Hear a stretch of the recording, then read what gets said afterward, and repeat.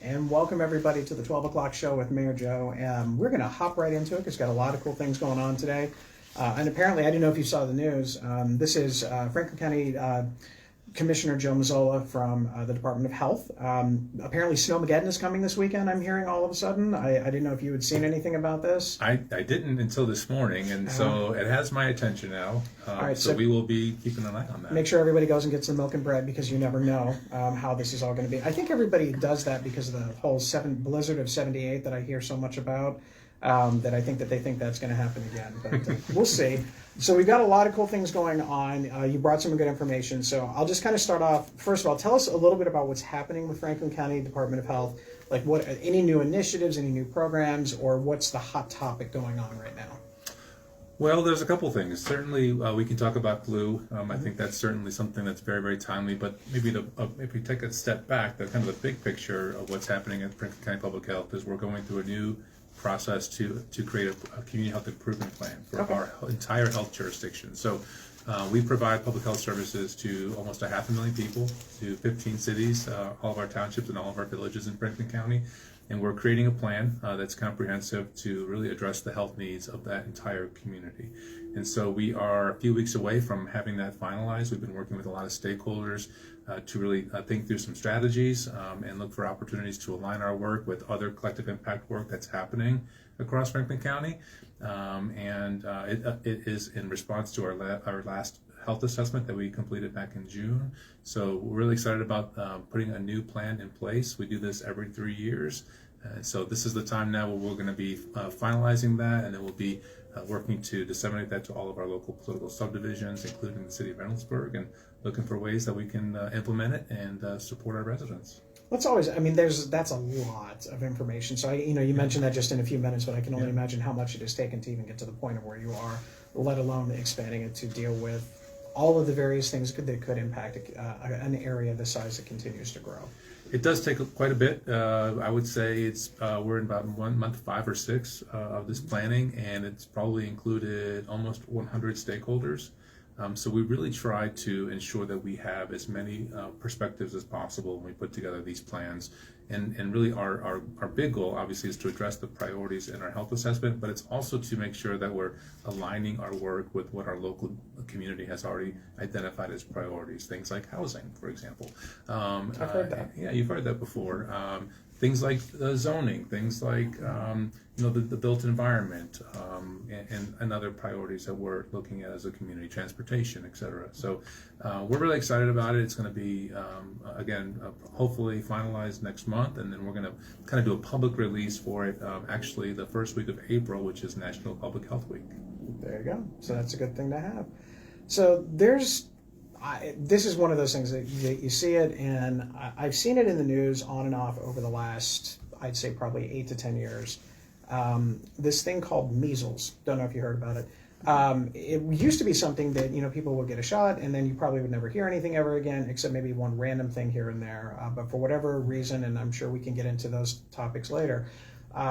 Measles is on a comeback, and it's kind of coming back for any number of reasons, specifically because of the anti-vaccination movement, the misconception that measles aren't that bad, and I don't think people understand actually what measles. I think a lot of times, we kind of joked before, people kind of think it's like chickenpox, that you just get the chickenpox and then you have a chickenpox party and everything goes away after that, but measles is not necessarily the same thing. So what have you heard in Ohio? Is there anything in central Ohio? Because I know that there have been cases in Ohio, and I believe there has been one death. I just was curious, are you seeing anything trending into the central Ohio region? Yeah, so first of all, measles is not just a mild disease. Yes. Measles is very dangerous and can be deadly. Mm-hmm. When we think about hospitalization rates for measles, it can range anywhere between 10 to 20% of those individuals who get measles are hospitalized, and then about 1 to 3 individuals per 1,000 actually die. So it's a very serious disease. And the other part to measles is that it's very contagious. You don't have to be within 6 feet. You could just be in a room. And if someone was positive for measles, if they were in that room 2 hours before you were there, the chances are if you're not vaccinated, you're going to get measles. That's how contagious it is. So it's a very, very serious concern. And yes, we have seen measles resurgence, if you will, across the country, and Ohio has not been immune to that, no pun intended. I love it. And just a few months ago, we did respond. Franklin County Public Health responded to a very small measles outbreak. But luckily, we were able to contain that through some very quick response, working with our local partners and our families there. So we were really grateful for that it did not spread. And now we're seeing measles up in Northeast Ohio. We're seeing, of course, a very large measles outbreak down in South Carolina. And so it's certainly something we weren't spending as much time on 5 or 10 years ago. And the United States is at risk of losing its designation as eradicating measles. So all that to say, we need to continue to emphasize the importance of, one, getting your MMR. It is so effective. I think 94% effective that first dose, and you get that second dose, you're 97% protected from ever contracting measles.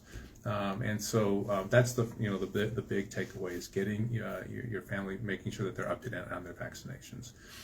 So it's something that we've been spending a lot of time thinking about over the last couple of months. We actually just had a really interesting call with the Ohio chapter of the American Academy of Pediatrics just yesterday about how Ohioans sort of view vaccinations right now, and I'm not surprised, but we saw very strong support. It's sometimes there's a lot of discussion about vaccines right now, and it may create this incorrect assumption that there's more individuals who are not supportive of vaccine than are. But actually in Ohio, it's upwards of 90% are very supportive of making sure that their families are up to date on vaccinations. So we want to meet people where they are. We want to make sure they have good information. We want to make sure they have good opportunity to get their vaccines, including their MMR. And so that's what we're focused on, is making sure that we're having giving that trusted information to families, working with our healthcare providers, and making sure that we continue to improve our vaccination rates. We had seen a slip over the last couple of years, and so we're working really, really closely with all of our coalition partners. We have a Central Ohio Immunization Coalition that we work with, and we want to make sure we continue to raise awareness about the importance of vaccinations. They're safe, they're effective, they're tested. And they are really a public health miracle when you think about it. A pediatrician told me yesterday, 100 years ago, 1 out of 5 children died, and most of those deaths, what we would consider now vaccine preventable. So vaccines are a public health there couldn't be a more public health success than vaccinations. So we're really, really focused on that and making sure that we don't see those measles outbreaks or other vaccine preventable diseases here in Ohio and here in Franklin County. So I think kind of what I've seen, and this is completely amateurish, I think that society has progressed to a point that we have forgotten certain lessons that we had to learn the hard way, like you mentioned, 100 years ago. So go back to the time before vaccines were prevalent, and the birth rate, how many people had to be born, and specifically how many kids died in their formative years because of the fact of various diseases and whatnot. And I think we got very good at understanding measles, mumps, rubella, other things. The almost eradication of polio worldwide. Now that seems to be also in question.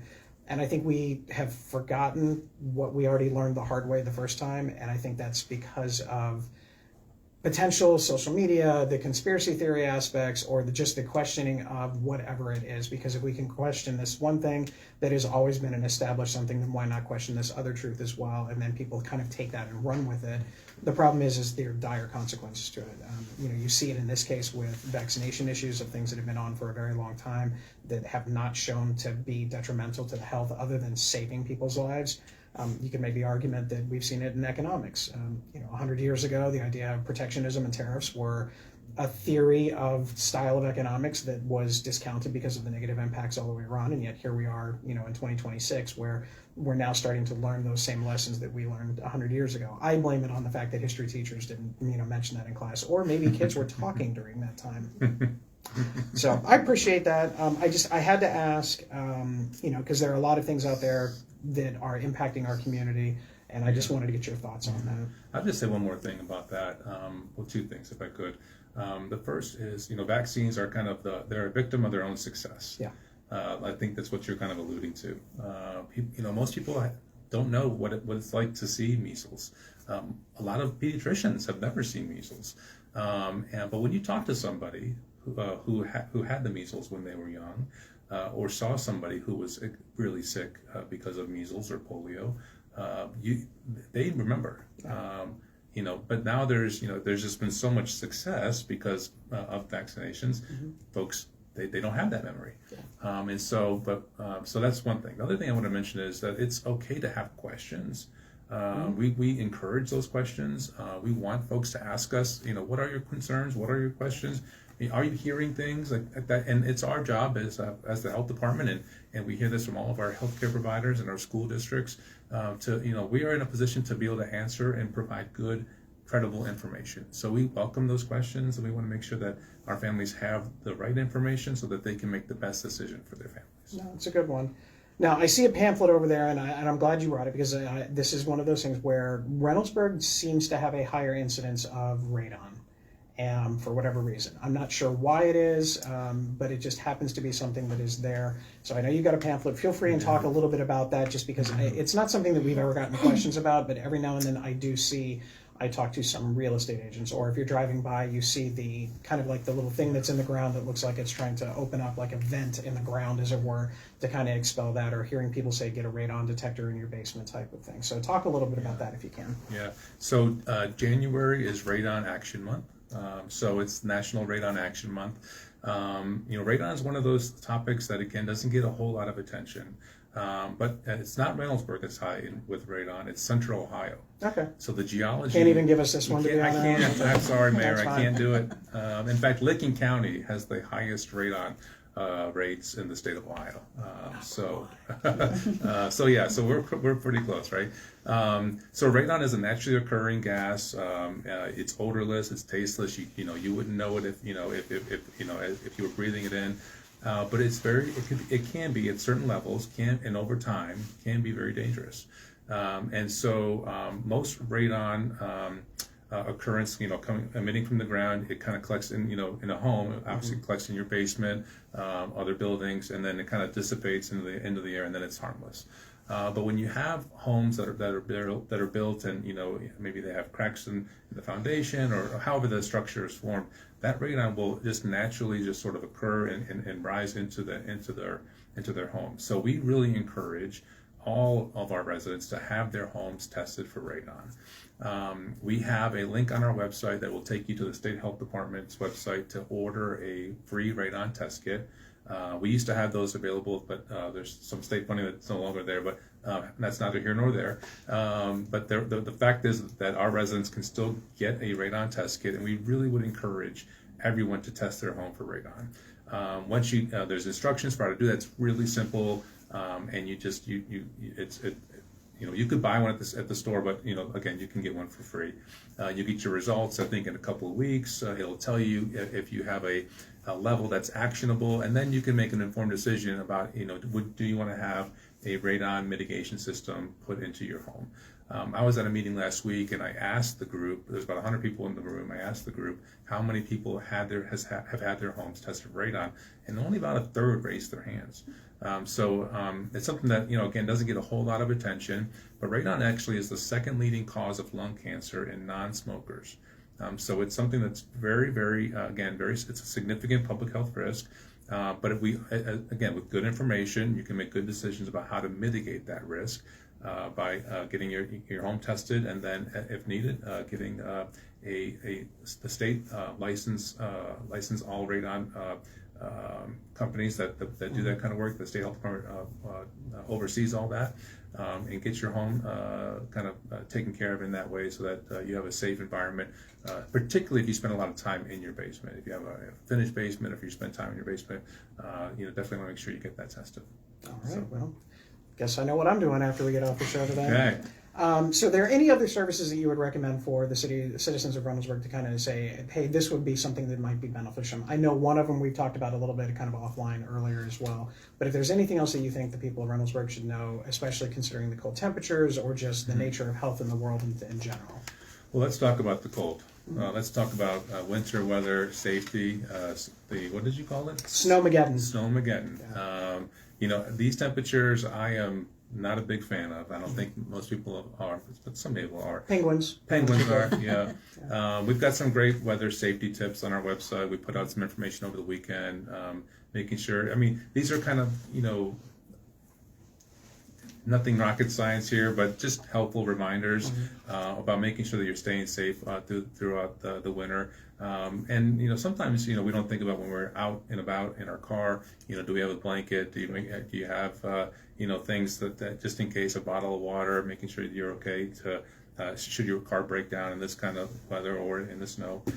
So lots of great winter weather safety tips on our website. Also, over the weekend, we promoted, the county and a lot of our local jurisdictional partners are really great about promoting warming centers for our residents. Those are individuals who need a warm place to go, particularly when it gets really dangerously cold. And so we want to continue to promote that. It's one of those things where I'm really proud of this community, where we are thinking of those who are most vulnerable, particularly when the weather is not very pleasant to be outside, whether it's super cold or in some cases super hot. So we want to make sure we continue to focus on that as well. But because it's January, we're also in peak, what likely is peak, hopefully peak flu season. We have seen a really high rise in flu activity over the last couple of weeks. I think that's what you're alluding to. Yep. And this is something that the country has certainly experienced, in the state of Ohio in particular. And but the last couple of weeks has been pretty rough in terms of flu. Interestingly, as we think about vaccines, we think about those who've been hospitalized for flu, 80%, roughly 80%, did not get their flu shot. So we continue to stress it's not too late to get your flu shot. Please reach out to the health department, reach out to your healthcare provider, your pharmacist, and get. It's not too late to get that flu shot, because flu season, unfortunately, goes all the way till April. We do have a weekly flu surveillance that we put out on our website, so you can take a look to see what are the trends in terms of emergency department visits, hospitalizations, and other indicators that we track for influenza. We do that every week in partnership with Columbus Public Health. So that data is available, so you can see how we're trending. Hopefully, we're going to start to see a little bit of a peak, and we'll start to head in the right direction. But in addition to your flu shot, but you can tell me what those other things are. Oh, come on. You know it, Mayor. You know it by heart now. Perhaps maybe washing your hands. Washing your hands, covering that cough, and as importantly, stay home when you're sick. Yes. Yes. Yeah, Please stay home. Even I tend to be a workaholic by nature, but even I got taken down for a couple of days earlier in early December, and I just could. It was bad. And I'm sure people around here are like, what's, because we know I don't take a lot of time off, but I mean, I'm out, and that's just one of those things. It's just an odd thing. Yeah. I would like to wish that we had figured out the whole washing of the hands thing with COVID, but apparently we still have forgotten part of that. It's always good to remind folks. Yeah, though. It's always good. We're all good having those reminders. Don't rush the important things. No. That would be an important thing. So you've been on the show a number of times, and you're a great partner with it. Is there anybody else that is kind of like looking at the show for the first time you want to talk about? Mayor, I'm so glad you asked that. Yes, there is someone very important to Franklin County Public Health I think is watching today, and that is Deb Smith. Hello, Deb. Deb works at Franklin County Public Health and is a resident of the city of Reynoldsburg with her husband, Diarco. So we wanted to say hello to Deb and to say thank you for the amazing work that she does at Franklin County Public Health. We have several Reynoldsburg residents at the health department, so it's a great community, and we know firsthand from some of our staff who live here what a great community that it is. So, but I mentioned to Deb that I was going to be on the show, and I think Deb's watching. So, well, if you're lucky, you will avoid hello. Any kind of those awkward questions. We've had a few times in the past where we had the Tomato Festival King was here, and one of the questions his parent asked is, did the Tomato Festival King ever pick up his room? We've had a couple of spouses ask, how lucky are you to be married to the best wife in the world? Those types of things. So for those that watched in the future, maybe not today, but in the future, that's the options that they have to ask you questions. Okay. Were there any questions that have come in yet No. about? All right. No. Well, I'd love for you to stick around for a little bit if you've got some time. Got a lot of other things, unless there's anything else that you wanted to cover that we haven't talked about. Well, we could talk about all kinds of things. Yeah. We could talk about tobacco cessation. It's a great time to think about quitting if New Year's. Also want to mention to you that beginning in February, we will start working with all of your local restaurants and grocery stores to get their food license renewals all taken care of. So we'll make sure that we're doing that, and all of our environmental health programs are now online. So if any of your businesses need anything, they can go to our website, and certainly they can find what they need there in terms of any licenses or permits. So all of that's now done online, which is really great. And always available. If there's anything we can do for any of the residents in your office, just let us know. All right, sounds good. Well, we're going to kind of go ahead and pivot. Reynoldsburg City Schools had their first official board meeting with all their new members last night, and it was, as always, a riveting and exciting meeting. They always do a lot of good recognition in the beginning. So they recognized their Model UN for some of their achievements. They recognized a few other organizations, can't remember all of them. But it was nice to see them out there just, again, the kids that we have in our district, and I'm sure every district says this and everybody says it, our kids are truly amazing. We had the Martin Luther King Scholarship Breakfast this past weekend, and it was an amazing thing to hear what those students had to say for their award-winning scholarships.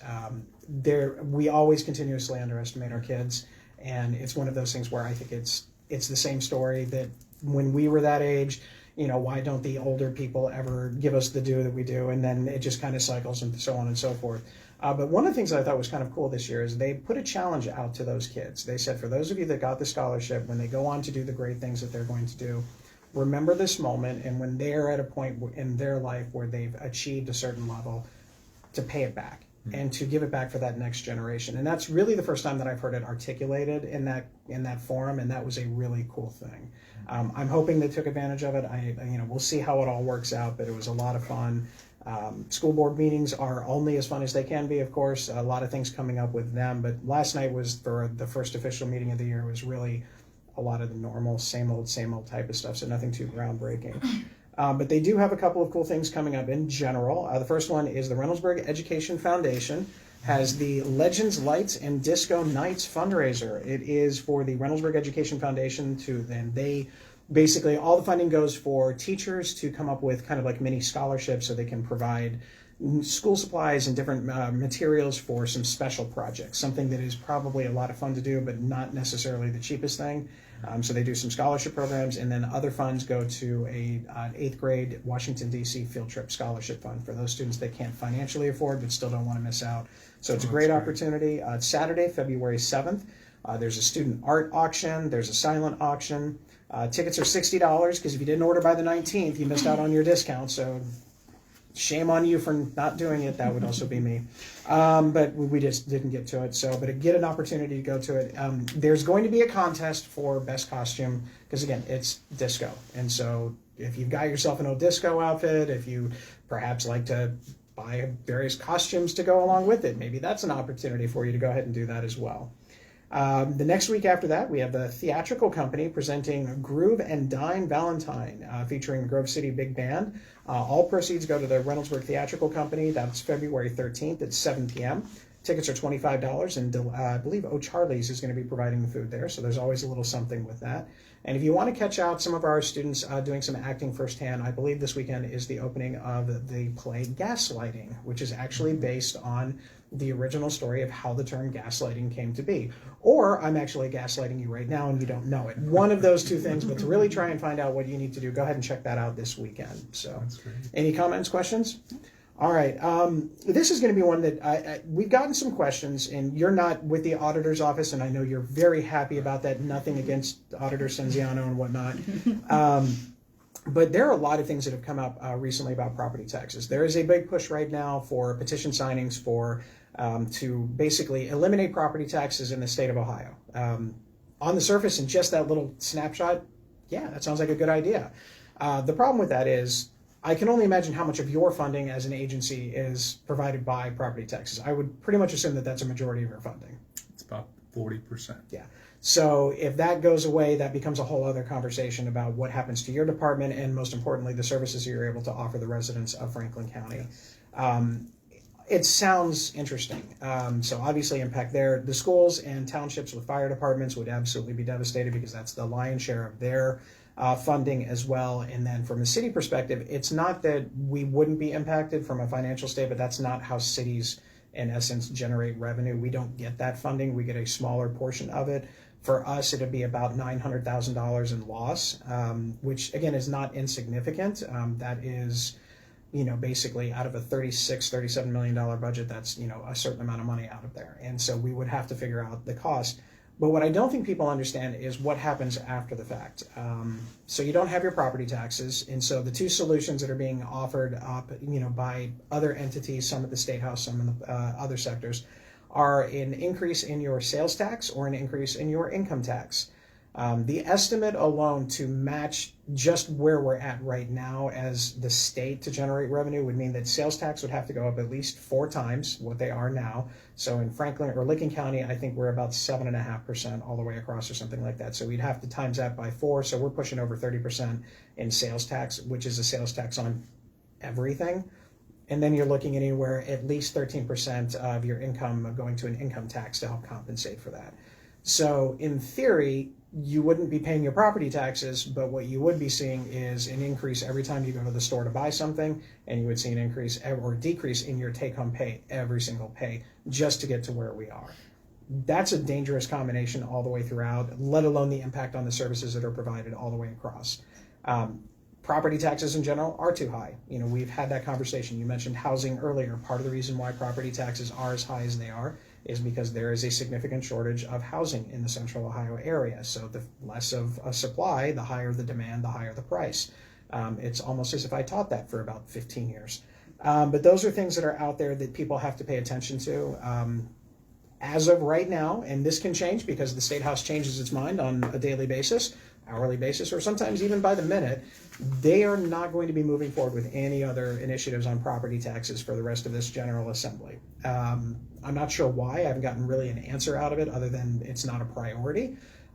It could be that election season is in June, and who knows what's going on with that. Maybe they won't have time to dedicate to such things. But those are the things that are out there. So if you have questions about it, I do recommend you reach out to your state representatives, your state senators, and try and figure out exactly what's going to happen if. Do they have a plan if this passes? Because my understanding is that if it passes in November, if it's on the ballot, it would take effect about a year from now, which means the State House will have less than an actual year, including a completely brand new General Assembly, to actually figure out solutions about how to make things work, considering what's going on all the way throughout the rest of the state in terms of budgetary issues. So wanted to bring that attention to you because I like bringing up fun things to talk about after we talk about radon testing and all sorts of other things, just keeping everything nice and light all the way across. Any questions, comments, or anything? Can't imagine why anybody doesn't want to talk about that. Couple good things come up. One, we had a Wagner Road update. It's cold out, so the asphalt factories are still closed, so no paving for a while. We are waiting to hear back from the construction company about when they're looking to come back to start with the prep work for when paving is going to occur, as well as working on some of the streetlights and things like that. I'm going to assume that we're going to have to get to a much better place temperature-wise before we get there. Once I know, I will share that out.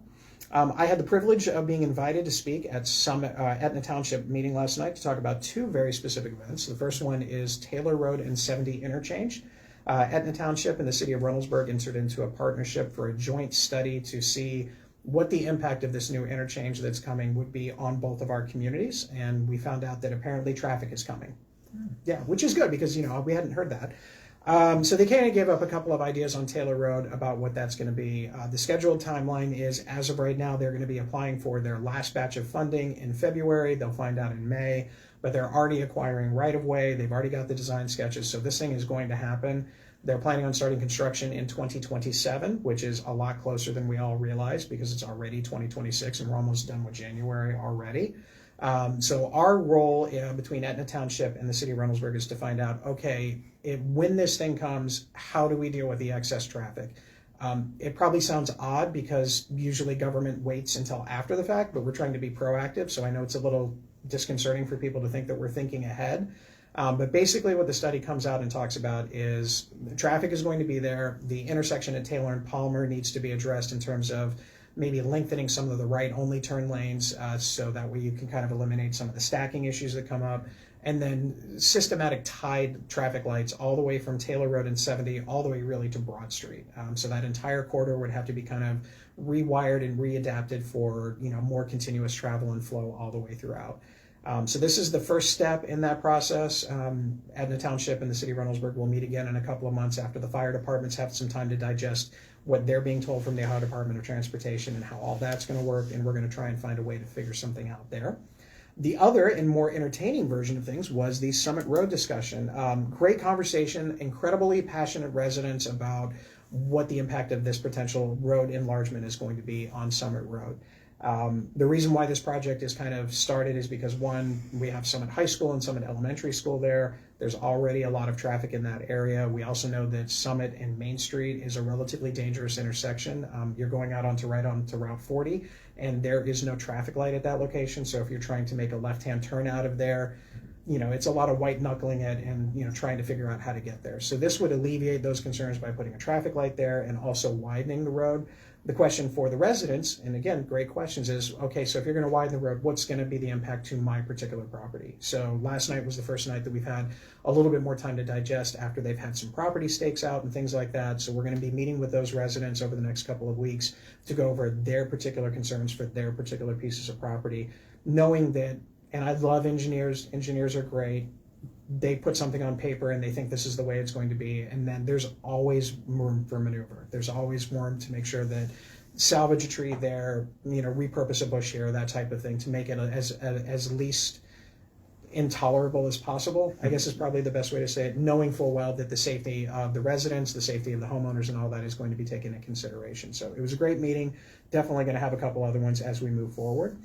Our rest of the street program is going to be on the council's agenda in 2026. We're going to try and get that out at the first meeting in February for the engineering costs and all of that. If you want to see what roads are on the list for this year, you can go ahead and go to our website, and you can go to street programs and click on it. You'll see a nice big map of the city of Reynoldsburg. And not only will you see what roads are under consideration for this year, you're also going to see what's up for 27 and 28. The only thing that may change that is if we are more successful budget-wise, then, hey, we'll have a little bit more money to put in and do a few more roads. Don't think it's going to go the other direction, but if it does seem like we have less money, maybe we'll have to cut a few things here and there. But the idea is to try and get those things out to bid in February and then get that moving pretty quick. Any questions, comments? Quiet today. All right. They're out shopping for bread and milk. Yes, they are. They just turned the show off and then went out. Well, you bring that up because, it is going to be cold. So we had a wonderful program called Frost Fest, and apparently the Parks and Recreation Department is changing the name of Frost Fest to Moderate Temperature Fest. So they're going to go ahead and postpone this weekend's Frost Fest, not only because of the potential snow, but really the temperatures as well. Because apparently Frost Fest might not have been as self-descriptive as everybody was hoping. Honestly, when we first started talking about it, it was one of those things I'm like, watch on Frost Fest Day, it'll be like 50, one of those mild 50-degree days. Boy, were we wrong. Oops. So we're going to repurpose it into a different date. We'll talk about it, but there's going to be some iceless ice skating, even though I bet this weekend you could probably have ice skating. Hot cocoa, or basically frozen cocoa pops, would have been this weekend. Winter crafts and things of that nature. So we'll let you know a date as soon as we can, again, for the repurposed Moderate Temperature Fest. If you're interested in any of the sports activities from Parks and Rec in the spring and summer, the registration is live, so you're looking at soccer, baseball, softball, that type of thing. Do have some fun news on development. The Walgreens on Bryson, Maine submitted plans. So if you've been down there, it's been a Walgreens, it's been empty for quite some time. They're going to do some repurposing of the building, and it's going to kind of be split in half. One is going to be a kind of a coffee shop called Dutch Brothers. It's more of a drive-through coffee type of thing. So Dutch Brothers will go into one part of that. And then the all-exciting, amazing dentist office will be in the rest of the building. I know everybody in Reynoldsburg, they love their dentist offices. They really appreciate those out there. But again, that'll be in that location. Now, there's a lot of variances that have to go through for this. So there's a lot of things that the building has to make sure that they're working through.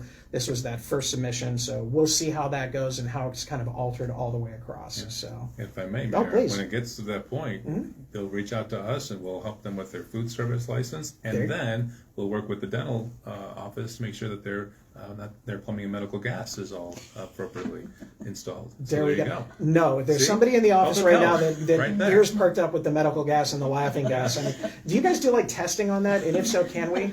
Because I think that would be just a little laughing gas would be fun for some of the staff. I don't think we do that. All right. Well, maybe not. So again, that is something that has been coming for a long way. The building has been vacant for quite some time, and so now we're finally happy to see some movement on that, which is good. Also have some news on Summit Road, which is part of the conversation from last night. The land south of the elementary school is in contract, and we have been notified from a couple of developers of their intent to put something there. What that is, I cannot tell you specifically, not because it's a top secret thing, it's just because we've not been told exactly what it is. We do know that that land is considered what we call in Reynoldsburg innovation, which is basically your business oriented. It could be medical, it could be office medical, it could be research, it could be manufacturing, it could be logistics, or it could be any combination of that type of stuff.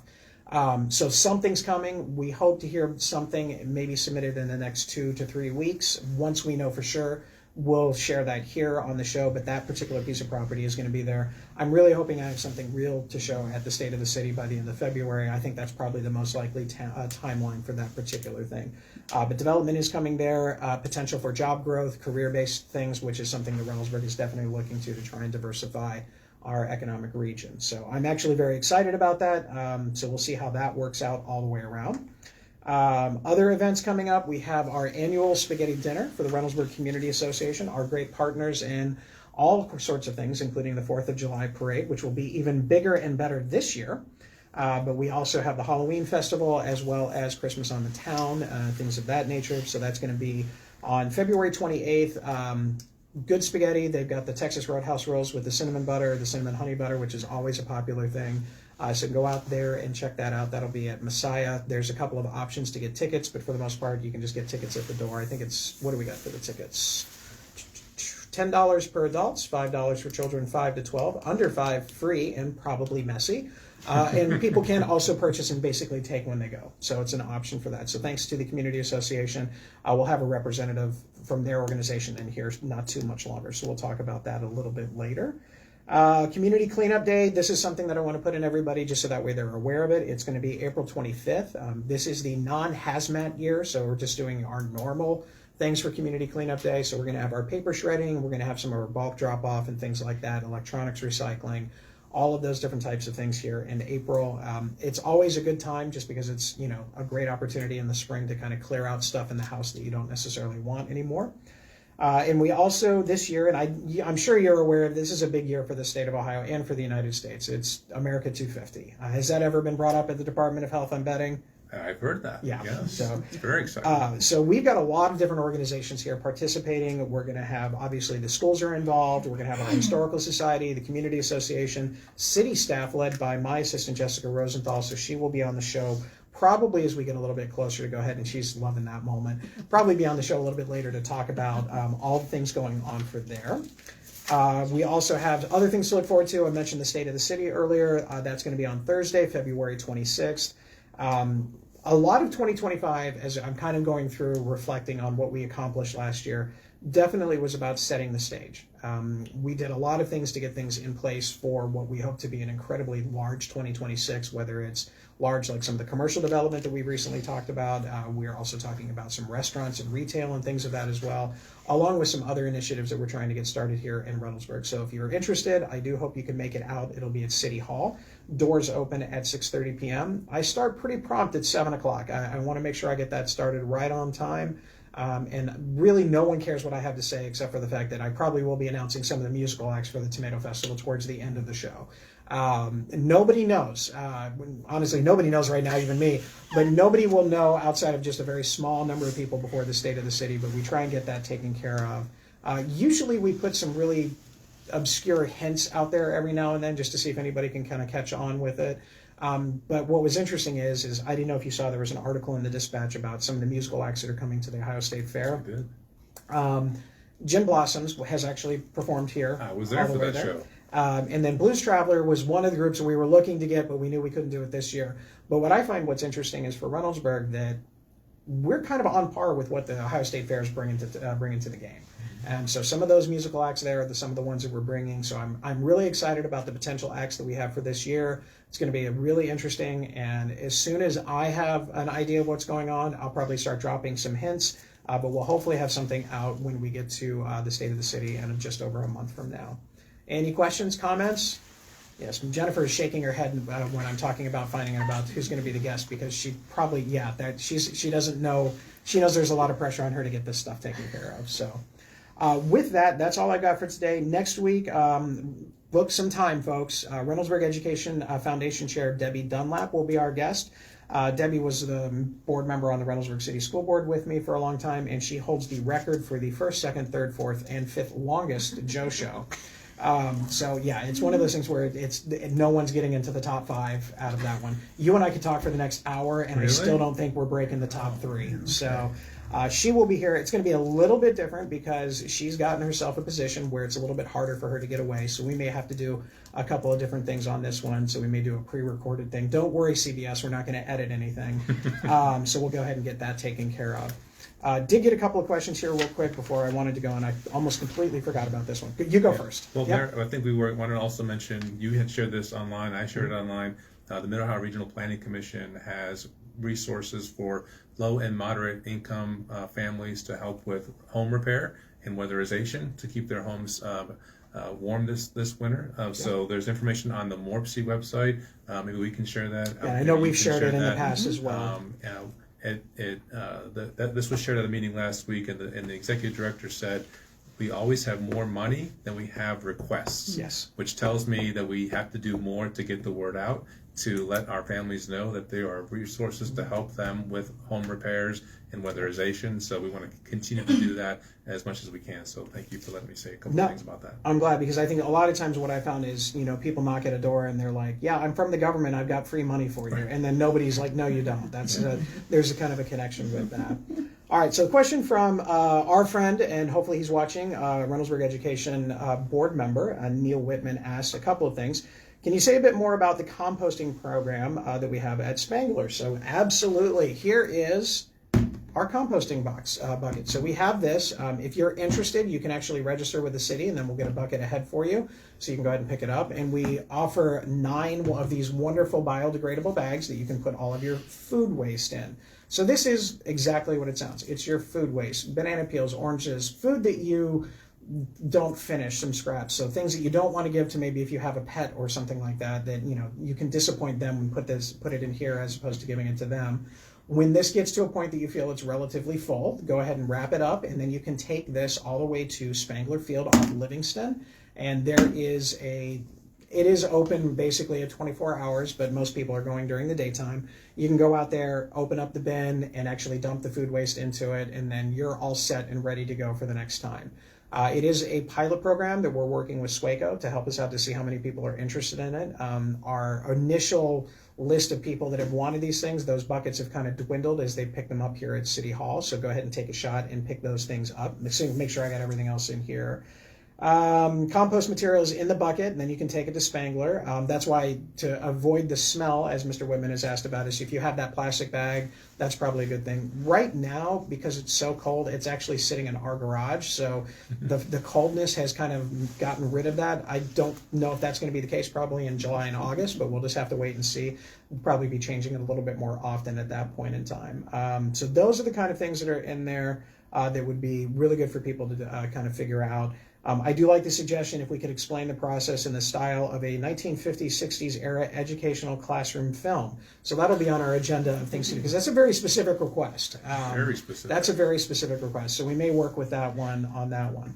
The other one is a little bit more of a serious question. Is it true that ICE has access to data gathered by the city's flock cameras? So if you don't know what flock cameras are, you probably have seen them around. Not sure if you're familiar with what flock cameras are. A lot of communities in Central Ohio have them. They're about the size of an oversized iPhone. And basically what they do is they look at all of the license plates of cars coming into or out of the area in which they're driven by. They focus on the license plate, and then it basically simultaneously accesses information if there's a warrant out or pending something with that car, if the license is driving under suspension, of the person who is registered with that car. It only looks at the license plate, and if it gets an alert, RPD is notified. You remember a few years ago, there were a lot of stolen cars in the Central Ohio area, and that was a major problem. This was helped to develop a way to kind of recover some of those cars. In the first 3 weeks of that program here in Reynoldsburg, we actually recovered 20 stolen vehicles. There have been some other things in there as well. It's helped identify, cars that were involved in a hit and run. It's helped identify some kidnapping victims. It's helping identify somebody who was being threatened under domestic violence. So there are a lot of things in there that are kind of with that. That being said, in today's day and age, ICE is prevalent in the central Ohio area. So far has not made its way to Reynoldsburg, but there are a lot of concerns from residents out there about what these cameras do and do not have access to. So to make the answer very, very short, no other agency has access to these particular things through any official means. They would actually have to submit it to us. They would actually have to get it approved, all of this other type of stuff. The only people who have access to it right now are the command staff, which means you're looking at some lieutenants, the deputy chief, and the chief of police, and everything is cataloged to the point that you can't just go in there and like mess around on the internet type of thing. You actually have to have a case number. You actually have to have very specific reasons to do it. It's all cataloged for the safety and privacy to make sure that it's not just quote unquote Big Brother watching you in that regard. So ICE does not have access to that, nor would a state, and I found this as I referred to the chief this morning, if another state was trying to get access to it, they could not do so unless they could prevent documentation that would actually be basically a signed judge's warrant to get access to see if there's something going on with that. So that kind of answers some of those questions. ICE is a topic that, we kind of danced around a little bit. It's one of those things where we have a lot of residents in Reynoldsburg that are very concerned, not because they're illegal immigrants, but because they seem to feel that ICE is targeting them based upon their skin tone as opposed to any other offense. We've seen that happen in other communities, and obviously that's not something that we want to see here in Reynoldsburg. I would be very opposed to that, and hopefully that doesn't be the case because we are the city of respect of everyone, and those are just my thoughts on that. And if anybody has any concerns or questions, I'm happy to meet with you to discuss it. So other than that, anything else? Nope. All right, reminder, Frostfest is no longer Frostfest. It's Moderate Temperature Fest, and it's going to be redesigned to a time that's a little bit more tolerable instead of whatever the temperatures are this weekend. Stay safe, stay respectful, and as always, make sure you put your shopping carts away and enjoy the rest of your week, everybody. Thanks again, Joe, for coming. I appreciate it. Thanks for having me. We'll see you, everybody.